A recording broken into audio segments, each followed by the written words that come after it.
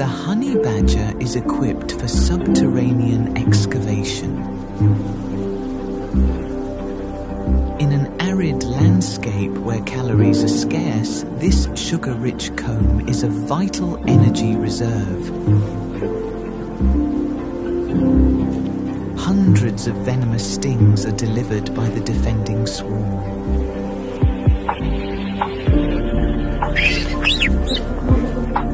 A sudden, forceful displacement from behind disrupts the harvest.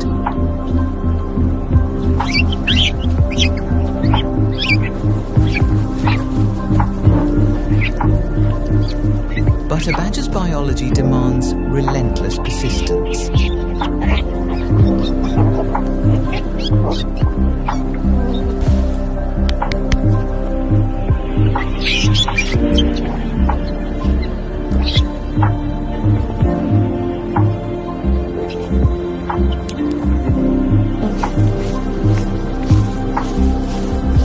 This repetitive cycle reveals a stark evolutionary contrast.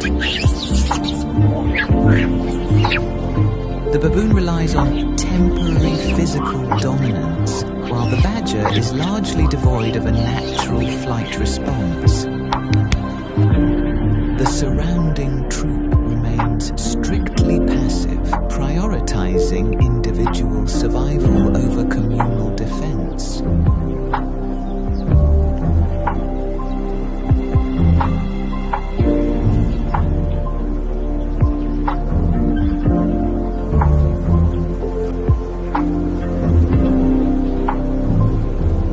Primate canines and brute force meet the defensive advantage of the badger's pliable armor.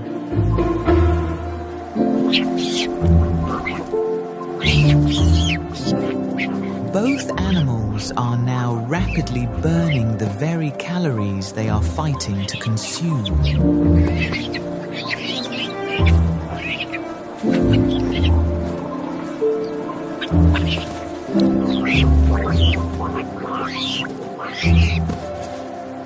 In the unforgiving dry season, the energetic cost of securing a meal can easily eclipse the value of the feast itself.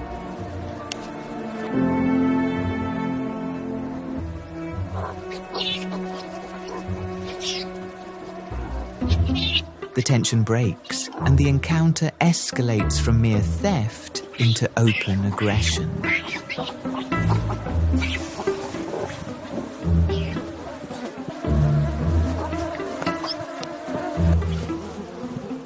The primate seizes a critical opening.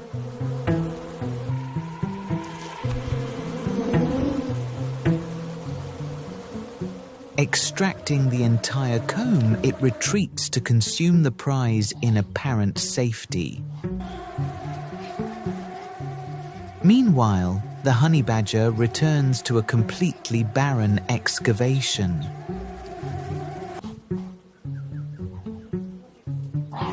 The sudden loss of such a vital caloric investment triggers acute physiological stress.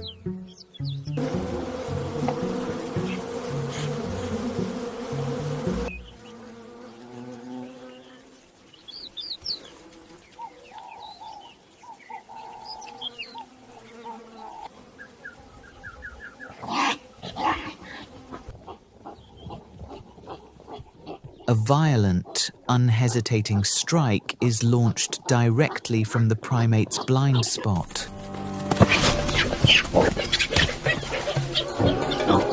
The dynamic of the encounter shifts immediately.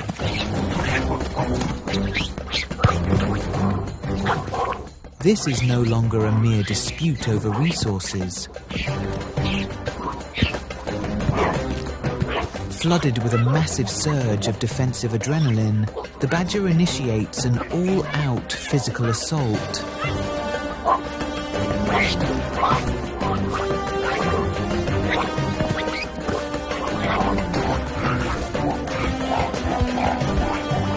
This particular badger is a juvenile. It lacks the dense, formidable skeletal bulk of a fully mature adult. The escalating commotion draws a far deadlier spectator.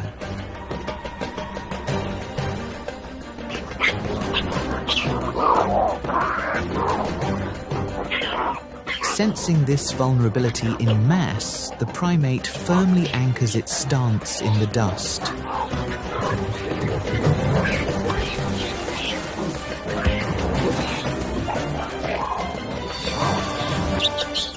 The baboon relies on spatial calculation, utilizing its superior reach to maintain a desperately safe perimeter.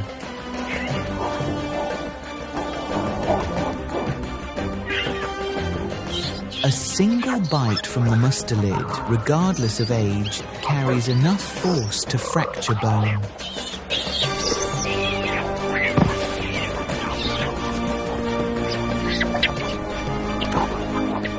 The sensory overload of combat creates a dangerous blind spot. It is highly unusual for a leopard to hunt primates in broad daylight.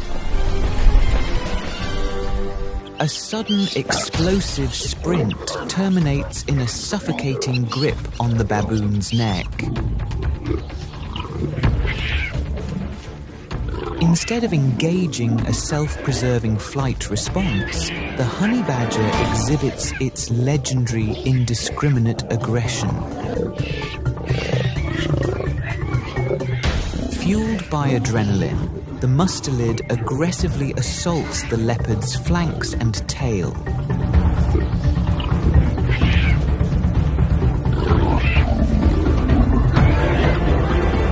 Seeking to secure its kill, the leopard attempts to drag the primate away from the chaotic interference. But a badger's defensive drive is notoriously difficult to extinguish.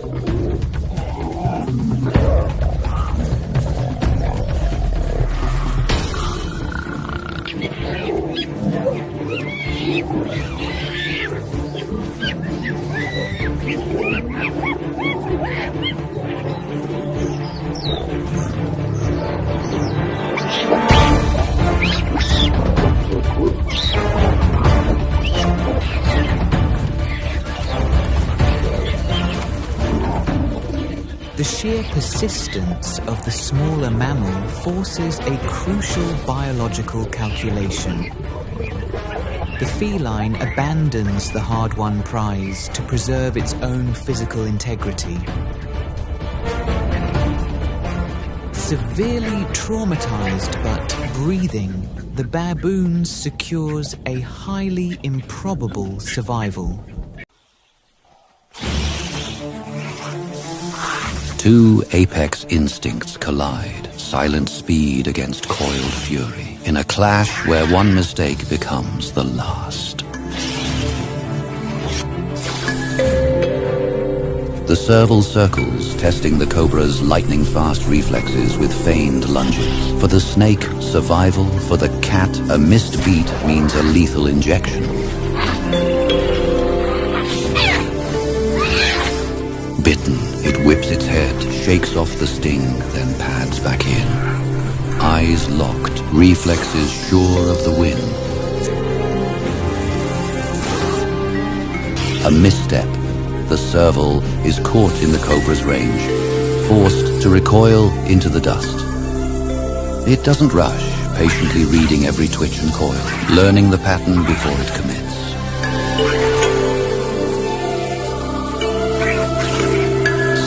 The snake lunges, fast, sharp, and deadly. The serval feints in and out, testing distance, while the cobra rises, hood spread, ready to strike. The cat darts forward to pressure the head, then hops away before the cobra can counter, repeating the pattern in quick, risky bursts.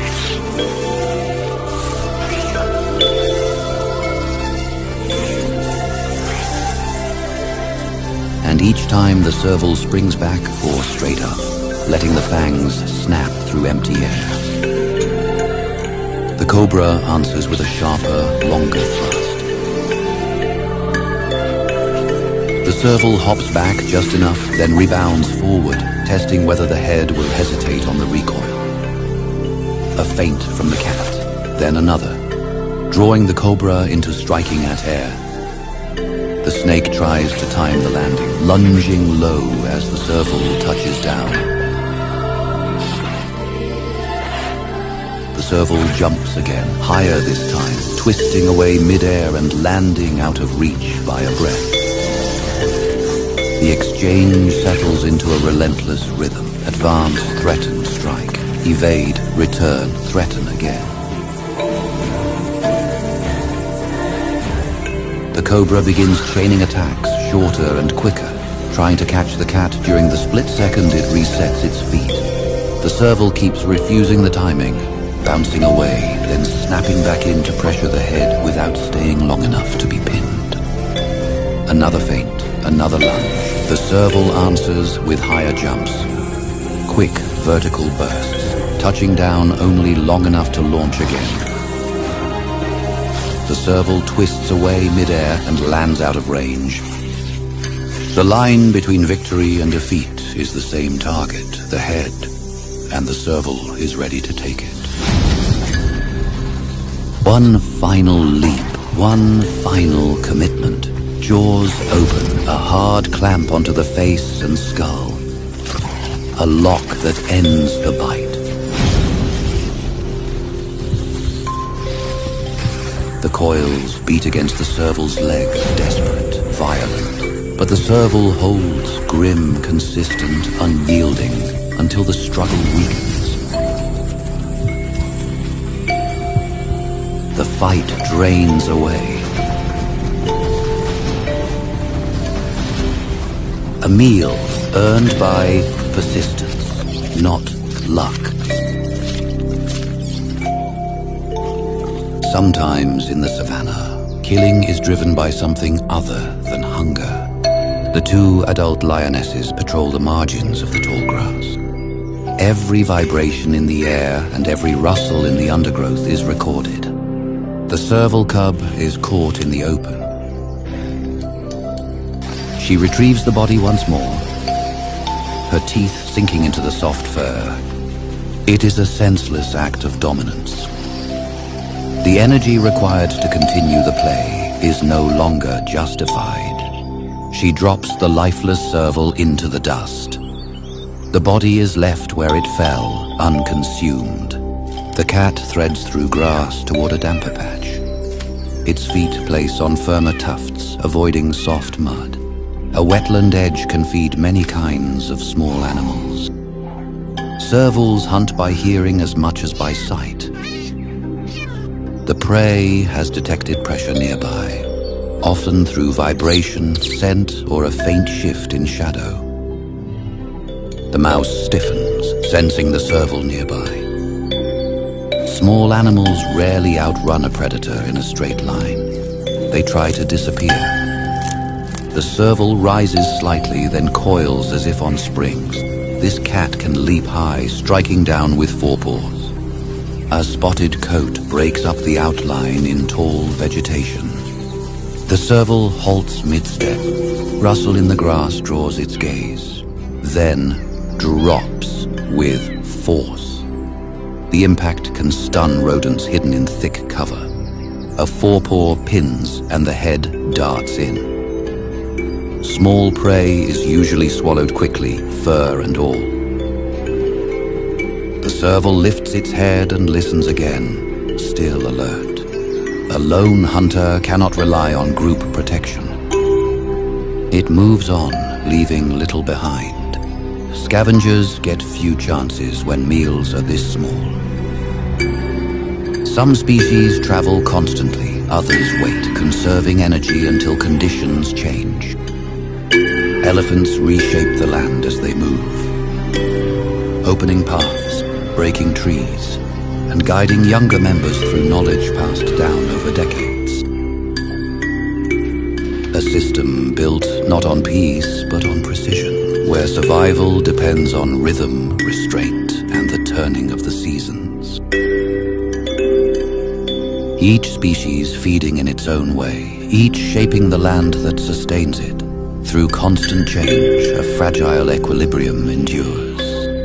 Across the horizon, movement unites them all. Browsers, grazers, and the predators that follow. Arctic wolves emerge from the horizon.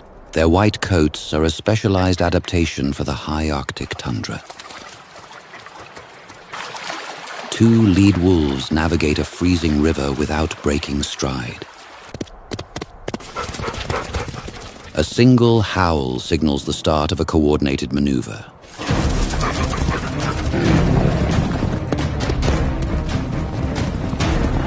The muskoxen instantly flee, utilizing their collective momentum for safety. A distant scent, faint, unfamiliar, drifts across the tundra.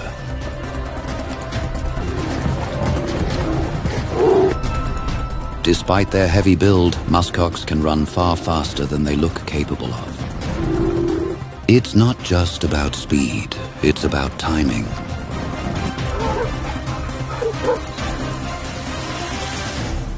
A failed chase represents a significant loss of precious caloric energy. The herd continues to move through the polar night. A lone muskox has become separated. Isolation significantly increases the risk of predation. Two wolves transition into a low-profile stealth approach. The muskox senses the movement and lets out a sharp warning.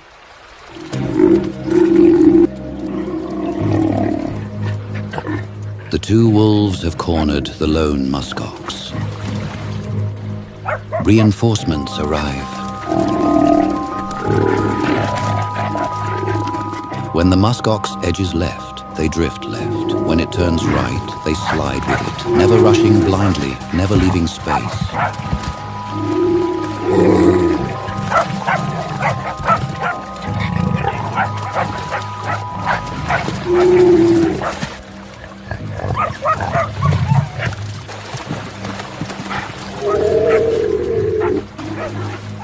A fourth wolf arrives, further increasing the pressure on the isolated animal. The pack uses a harass and retreat tactic, rotating attackers to preserve their own stamina.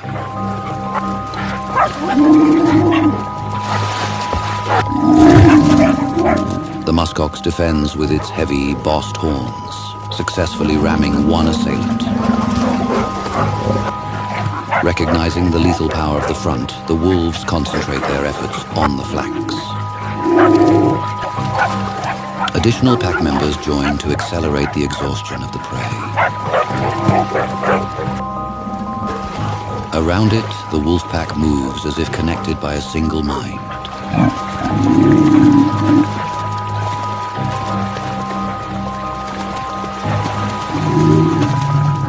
They are shaping the movement, deciding where the musk can and cannot go.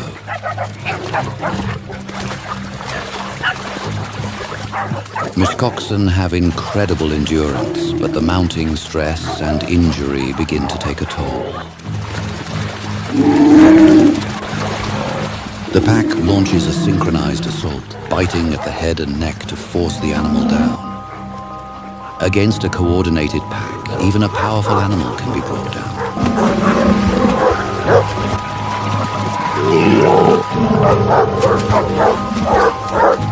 Then it happens.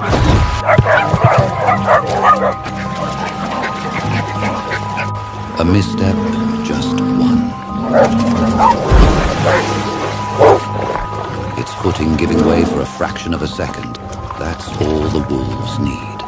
But their advantage is instantly shattered when the second massive muskox charges into the fray.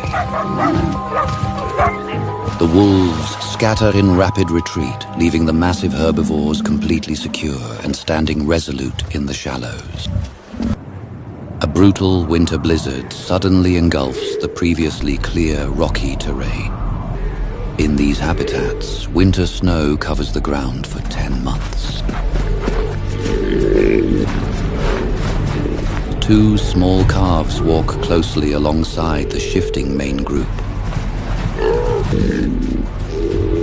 High Arctic habitats frequently see temperatures drop to -50 degrees. From a high windswept ridge, a pack of Arctic wolves detects the movement. A dense undercoat of fine wool efficiently traps vital body heat.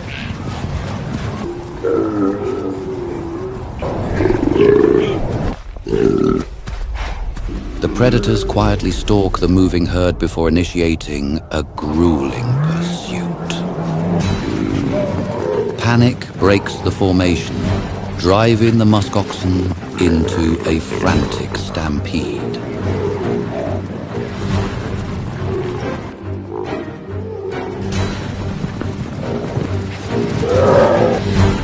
But the relentless predatory pressure shatters this vital biological defense mechanism.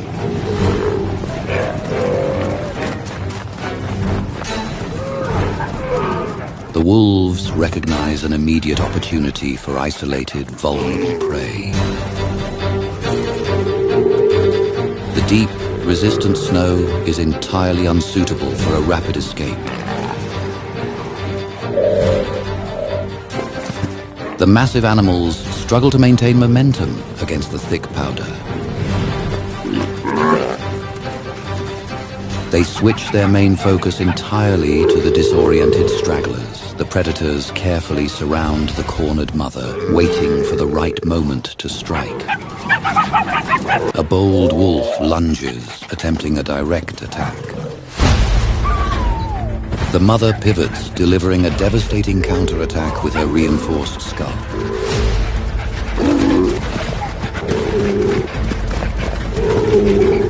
Another wolf strikes, only to be hit by another heavy counterattack. Her absolute biological focus remains the immediate protection of her calf.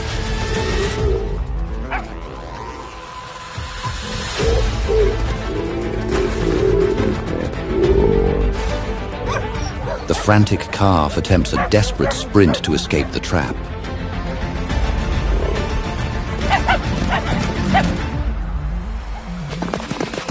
The predator snaps repeatedly, failing to secure a grip multiple times.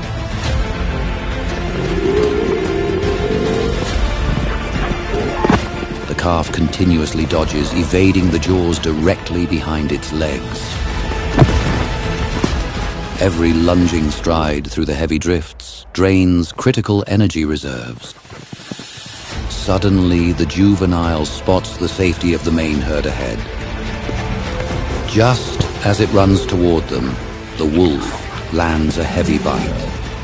Another mother from the herd spots the attack and rapidly charges in.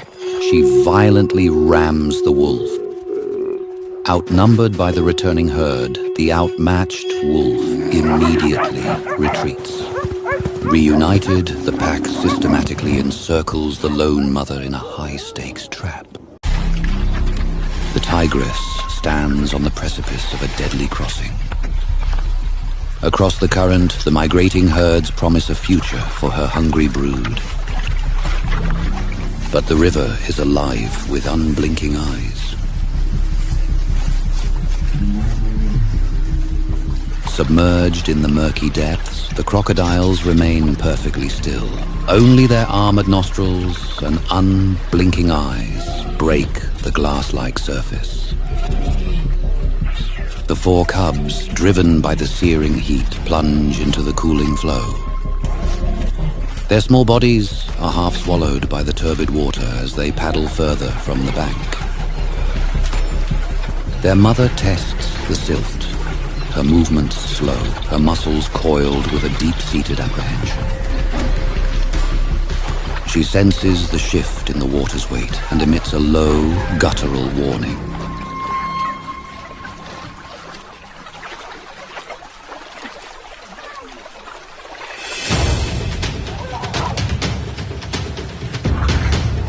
From the depths, the river explodes in a spray of mud and foam.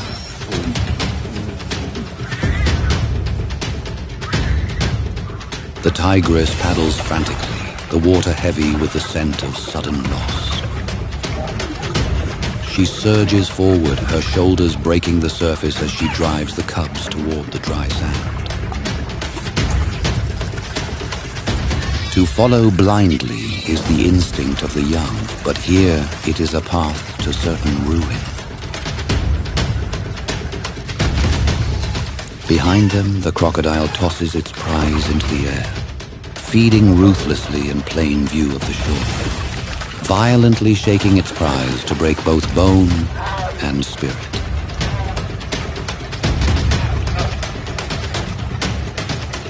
They swim with desperate, thrashing strokes toward the rising slope of the shore. She glances back, her amber eyes wide with a mother's helpless rage. She can do nothing for the lost. Her only duty now is to the living. As they nearly reach the solid ground, the second crocodile surges from the silt. It snatches a second cub right from under the mother's flank.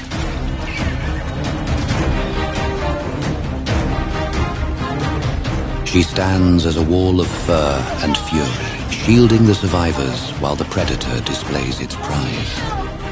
The crocodile retreats into the depths, leaving only bubbles and blood behind. The mother stands at the water's edge, her breath coming in ragged, heavy gasps. She watches with eyes full of a profound, quiet sorrow as the river claims its toll. Beside her, the two survivors huddle against her legs, trembling and exhausted. The ground finally firm beneath their paws. But as they reach safety, grief turns instantly to a primal, white-hot rage. She pivots on the bank, a massive coil of muscle and fury, and launches herself back toward the killing water. She stands chest-deep in the murky flow, eyes fixed on the scaly ridge of the killer. The tigress strikes, a thunderous roar echoing off the mudbanks, as her claws rake the crocodile's armored head. In this brutal exchange, she seeks no meat, only a desperate, violent vengeance for her stolen blood.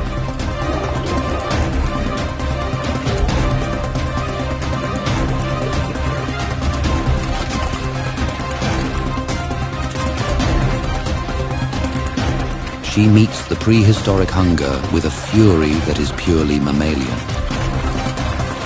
To lose this fight is to let the river win twice. She shifts her grip, seeking the few soft points in the monster's armor.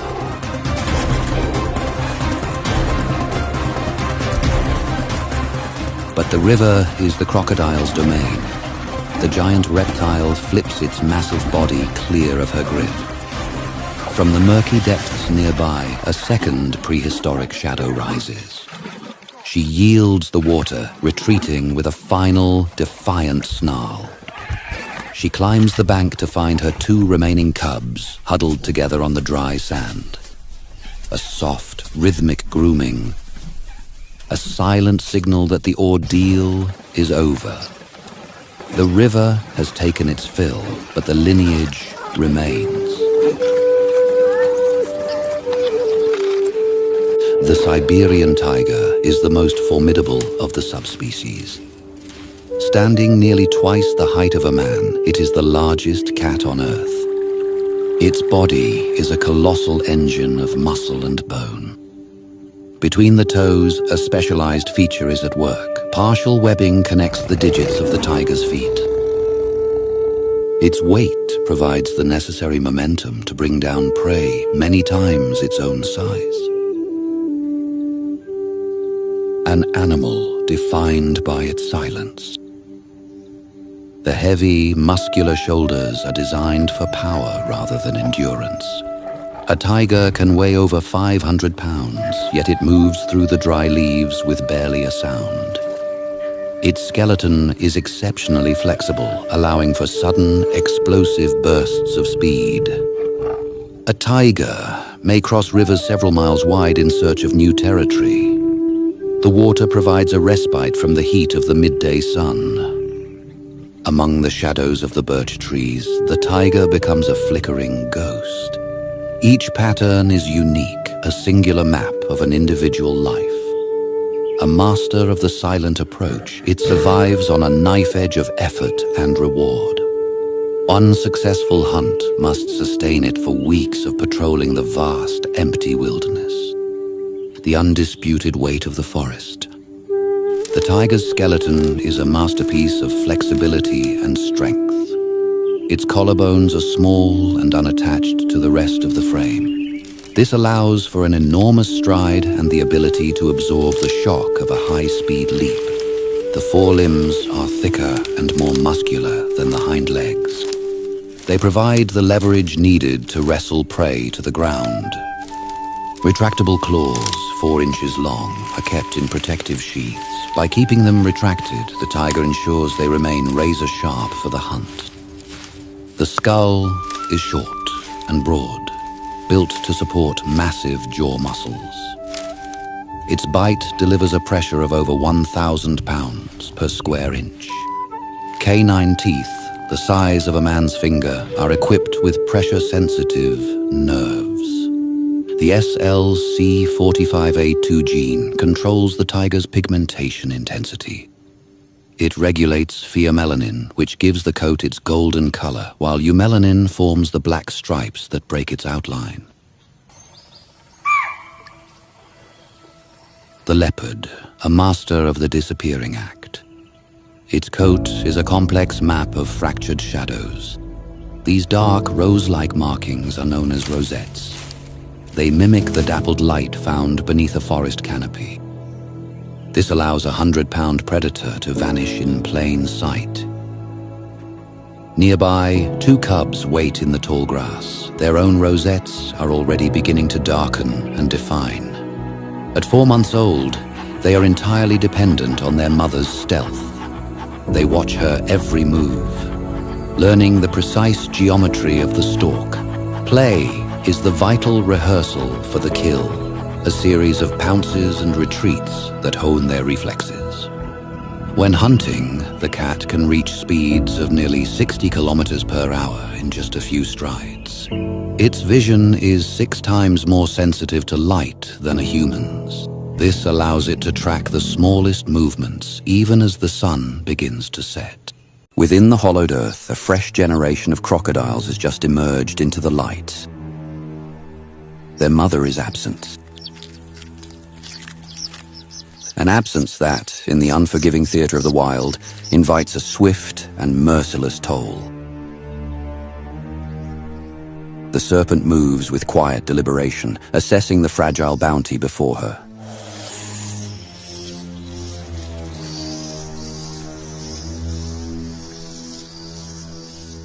Then the harvest begins. One by one, the hatchlings are consumed.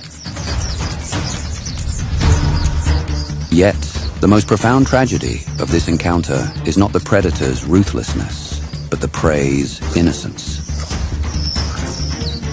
Driven by a hardwired instinct to seek the protective silhouette of a large adult, the newborns move toward the very jaws of their doom.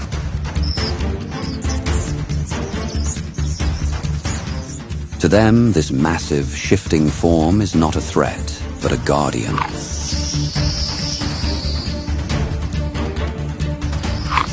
They gather at the python's flanks, offering themselves to the darkness with tragic compliance. They have no concept of fear, no knowledge of the predators that share their world.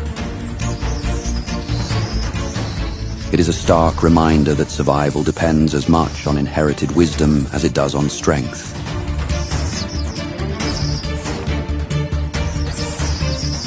Suddenly, the air shifts. The python pauses, sensing a dangerous tremor on the earth, and turns to flee. Behind her, the surviving few scramble to follow. Still blindly trailing the shadow of their destroyer, believing it to be the mother they have yet to meet. But the true mother has returned, finding an empty nest. An ancient explosive fury is unleashed. She violently strikes the fleeing serpent. An inevitable clash erupts. But this massive python is no ordinary opponent. Jaws clamp violently onto the center of the serpent's weight. Lacking the anatomy to chew, the crocodile utilizes the death roll, spinning its massive body weight with devastating torque to shatter equilibrium and tear away from the grip of oblivion. Muscle wraps tightly over armored scales, attempting to still the frantic thrashing.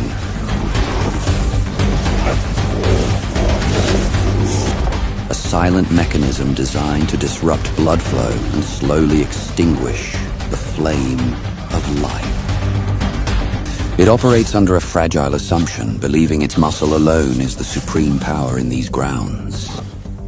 But in the wild, overconfidence is a dangerous illusion that nature is always eager to shatter. The serpent senses the closing door of survival, uncoiling to seek retreat in the shadows.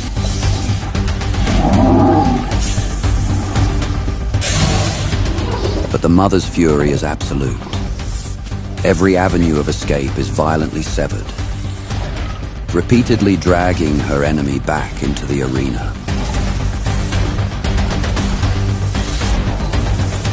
It is trying to suffocate a living relic, a creature forged for cataclysmic violence.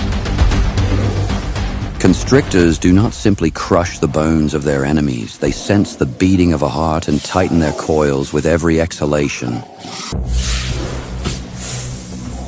The serpent has profoundly underestimated the primordial explosive force.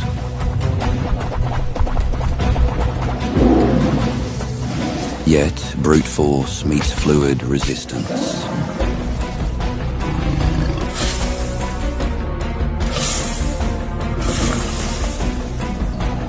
The python is essentially a solid, highly dense cylinder of muscle, built to withstand immense pressure. It absorbs the blow, twisting with a fluid defiance that mocks the reptile's iron grip.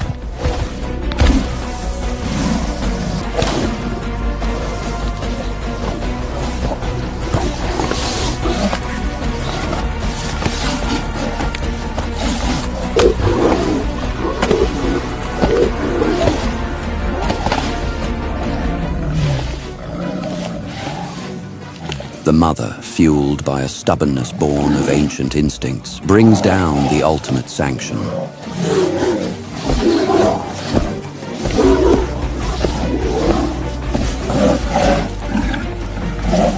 Her colossal jaws snap shut over the serpent's upper body, engulfing her rival in total darkness.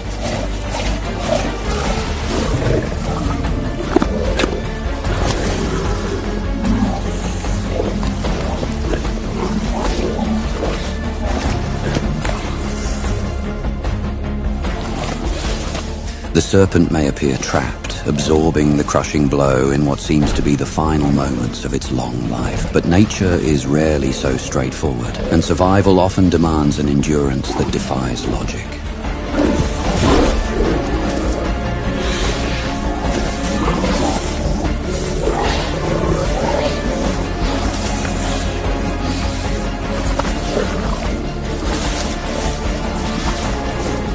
This is no longer a slow calculation, but a raw collision of absolute, unyielding wills.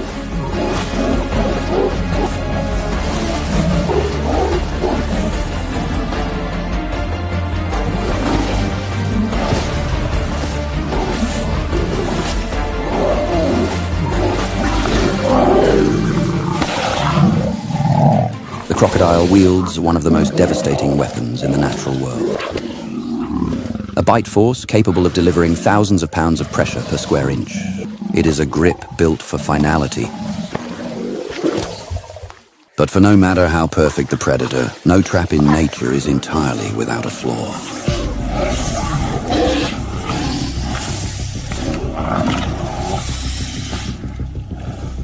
The crocodile commands a truly terrifying bite force, capable of shattering solid bone, but its conical teeth are simply not designed for slicing or cutting through such a remarkably flexible and muscular body.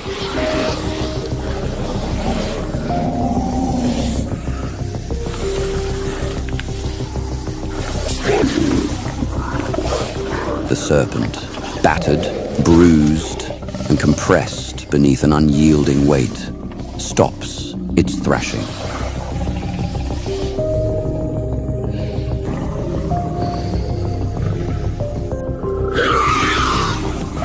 It yields momentarily to the immense pressure, allowing the mother to believe the violent struggle has concluded. It is a masterclass in the deceptive arts of ancient survival.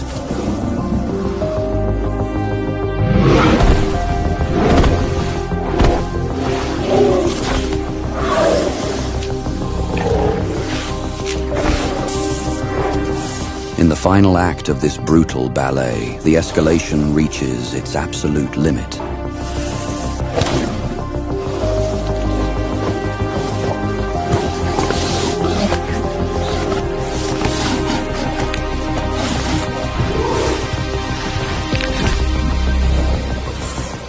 An ancient, inevitable dance suddenly shifts its rhythm. The crocodile abandons brute force for a calculated evasion, dodging every desperate trial of the python's tightening coils. A fierce refusal to slip into the margins of oblivion.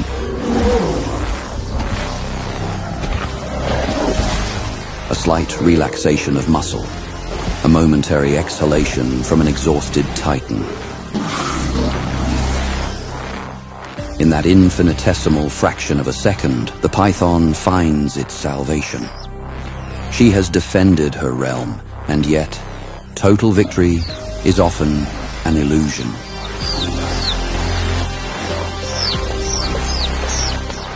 A brutal, high-stress infanticide, yet nature's harsh economy wastes nothing.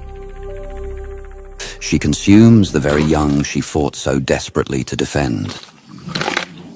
A grim sacrifice, preparing her body to outlast the season and breed a new generation.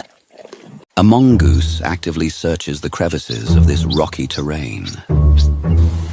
A black cobra is concealed just a few feet away.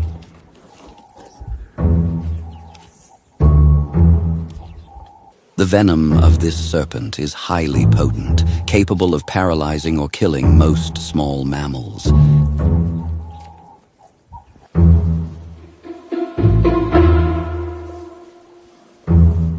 Its keen sense of smell guides it toward hidden prey among the stones.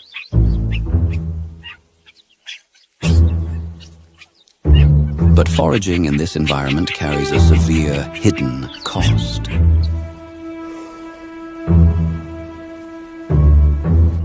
Yet the mongoose is a remarkably formidable opponent. A passing insect offers a brief, opportunistic snack. Invertebrates provide a quick burst of energy with minimal risk. But a single bug cannot satisfy a predator's high metabolic demands. This relentless hunger pushes it directly toward a dangerous path. It unknowingly steps into the threshold of the venomous cobra's den.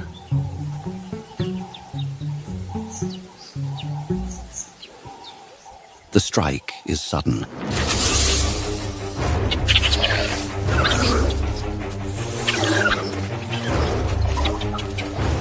An explosive vertical leap saves the mongoose from the venomous fangs.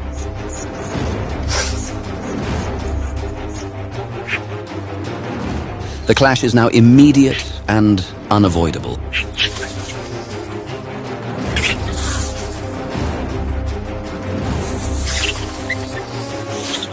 The snake rises, expanding its hood to assess the distance and intimidate its rival.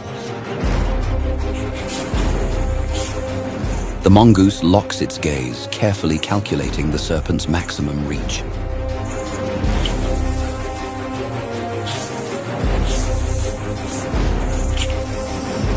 A single successful envenomation here could mean irreversible nerve damage or eventual death.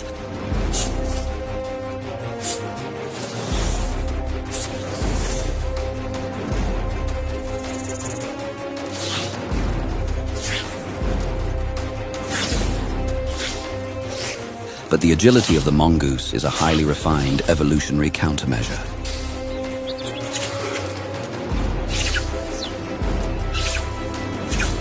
Fast twitch muscle fibers allow it to contort and dodge in fractions of a second.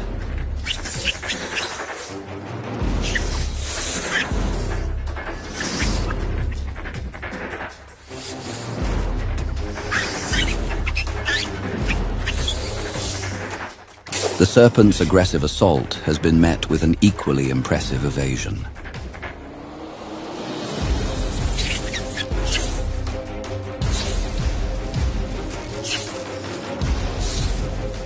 The rhythm of the encounter shifts from a sudden ambush to a calculated duel. The mongoose does not rush the confrontation. It observes every subtle shift in the snake's muscular tension.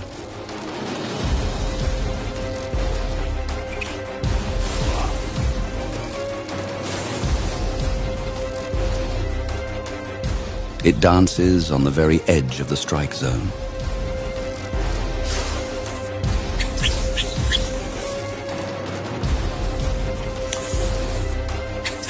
This becomes a high-stakes battle of endurance and sensory precision.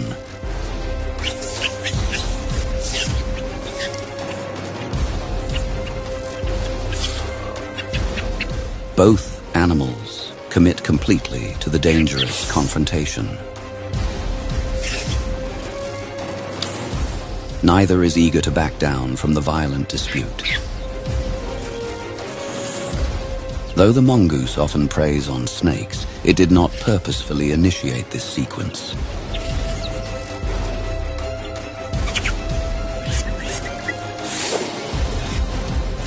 Cobra is fiercely defending its immediate shelter from a perceived threat.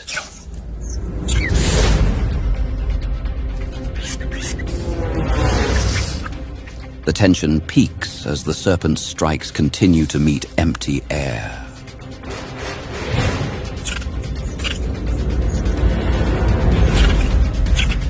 The mongoose begins to show visible signs of hesitation.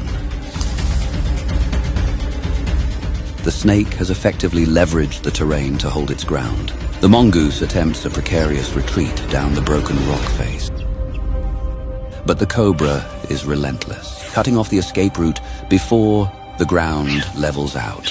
A forward strike to force a defensive stand. The mongoose is forced to engage, relying entirely on its famously rapid reflexes.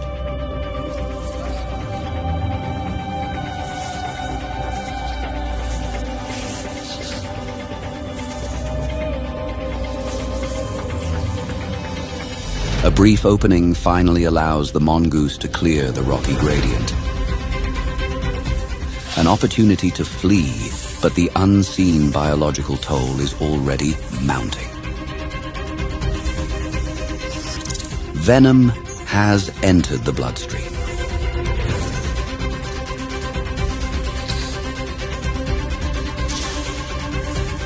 The once lightning reflexes of the mongoose heavily deteriorate. And the cobra shifts tactic, combining a restrictive coil with repeated envenomation. The stakes now are the total loss of motor function, yet leveraging its remarkably loose skin and extreme flexibility, the mongoose writhes free of the hold. But the internal exhaustion is too great, the physical timing too slow. The cobra delivers a direct, precise strike.